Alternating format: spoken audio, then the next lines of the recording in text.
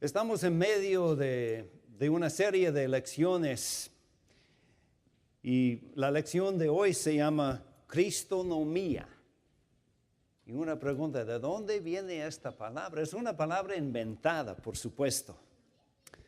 Pero suena como decir economía. Entonces, al decir, ¿cómo? Oh, también. Pues este viene después, en la hora de la comida. Ahora estamos hablando de la economía. Y hay muchos que hablan de este tema hoy en día. El diccionario dice que economía es la ciencia social que se refiere a la producción, distribución y consumo de bienes y servicios. Apenas entiendo lo que acabo de leer. Pero habla de negocios, de producción, de cómo sostenernos, de cómo proveer para nuestras necesidades. Y la palabra economía es una palabra que se usa mucho estos días, hablando de la economía aquí en los Estados Unidos. Y tal vez ustedes saben que la semana pasada, empezando el día miércoles, había la 10ª reunión de economistas en el pueblo de Davos, Suiza. Presidentes de países, ministros de economía, economistas de fama mundial se reunían ahí en este pueblo, en esta ciudad, hablando de la economía mundial.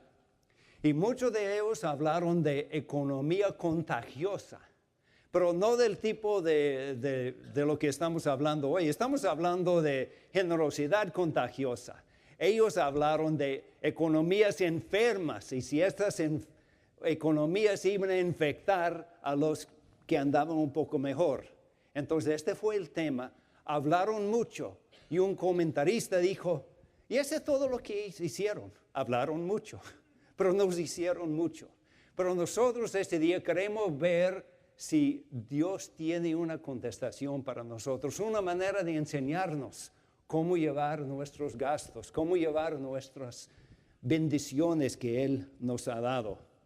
En esta reunión ahí en Suiza había varios billonarios. Bill Gates de Microsoft estuvo ahí. Y él tuvo una sugerencia, hasta impulsando esta sugerencia, que todos los multibillonarios deben morir sin ningún centavo. Deben contribuir todo su dinero antes de su muerte. Y en vista de que no soy multibillonario, yo creo que es muy buena idea. Esto es lo que debemos aprender a compartir. Entonces, hablando de economía, sería bueno investigar un poco de dónde viene esta palabra. El Nuevo Testamento, escrito en griego, menciona una palabra que nos ha dado la palabra economía. La palabra es oikonomos. Oikonomos. Es una palabra compuesta de dos palabras. La primera parte de la palabra oikos habla de casa. Y la segunda parte, nomos, habla de gerentes, de administradores, de jefes, de encargados. Entonces, el que es oikonomos es el que está encargado de los bienes de otra persona.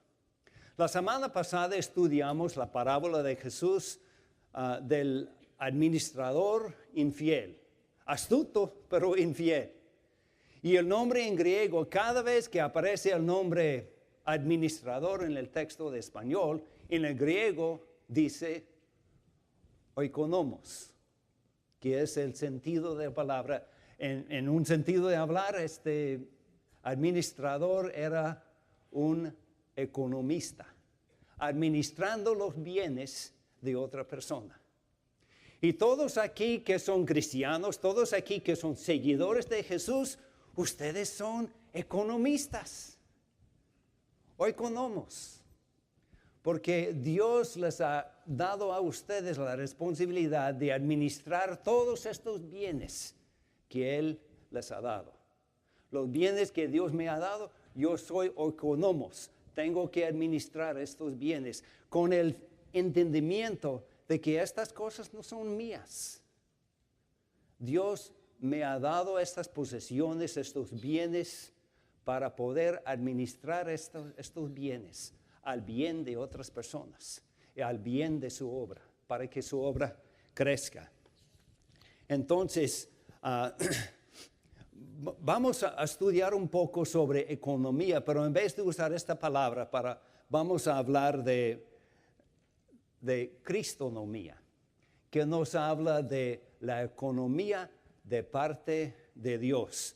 La economía, la manera en que Dios quiere que hagamos, lo que Dios espera de nosotros en cuanto al uso de nuestro dinero. Y tenemos la historia, o tenemos una carta escrita por el apóstol Pablo, 2 de Corintios capítulo 8 y capítulo 9. Estos dos capítulos nos hablan en una manera muy fácil de entender sobre este asunto de cristonomía, de cómo manejar nuestros bienes. Aquí está el contexto. Un poco después de su conversión, Pablo visitó a los apóstoles en la ciudad de Jerusalén. Él les dijo el mensaje que predicaba y ellos dijeron, perfecto, así es, predique la gracia de Dios, eso es lo que debes hacer. Entonces ellos le dijeron, pero tenemos un requisito, quisiéramos pedirle un favor, que levante una colecta para los pobres aquí en nuestra ciudad de Jerusalén y en la provincia de Judea. Y Pablo dijo, pues con mucho gusto. Entonces, durante su tercer viaje misionero, fue una obra que Pablo hizo. Todas estas congregaciones que él había establecido, él fue visitando estas congregaciones, no solamente para darles ánimo, instrucción y palabra de Dios, sino también para levantar una colecta, para llevar esta colecta a los pobres ahí en Judea y Jerusalén. Empezó su viaje en la provincia de, lo que hoy día es Turquía, visitando varias congregaciones que él había establecido. Y en cada congregación nombró un representante que se fue con él en el resto del viaje, porque él dijo, yo quiero hacer todas las cosas honradamente delante de todos.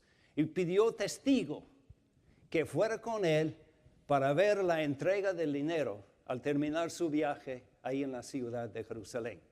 Entonces, después de haber visitado las congregaciones en Turquía, en Asia Menor, se fue a Macedonia, visitó la congregación de Filipos, la congregación de Tesalónica, de Berea. Y al estar en la congregación ahí de Tesalónica, él decidió escribir una carta a los hermanos en Corinto. Se nota en el mapa que Corinto está al sur de Macedonia. Entonces Pablo pensó que tal vez había un problemita ahí en Corinto. Ellos habían empezado a levantar una colecta, pero se detuvieron. No seguían con el deseo de ayudar a los hermanos. Entonces Pablo escribe 2 capítulos, 8 y 9, dándoles ánimo, hasta tratando de ponerlos un poco avergonzados por no haber seguido. Él les dijo, mire, estoy aquí en Tesalónica, en Macedonia. Muy pronto voy a llegar ahí con ustedes. Y conmigo vienen representantes de las congregaciones más pobres de Macedonia. Pero mire lo que ellos han hecho. Ellos muy generosamente han contribuido a esta colecta. Y yo les he dicho a ellos que ustedes son generosos también.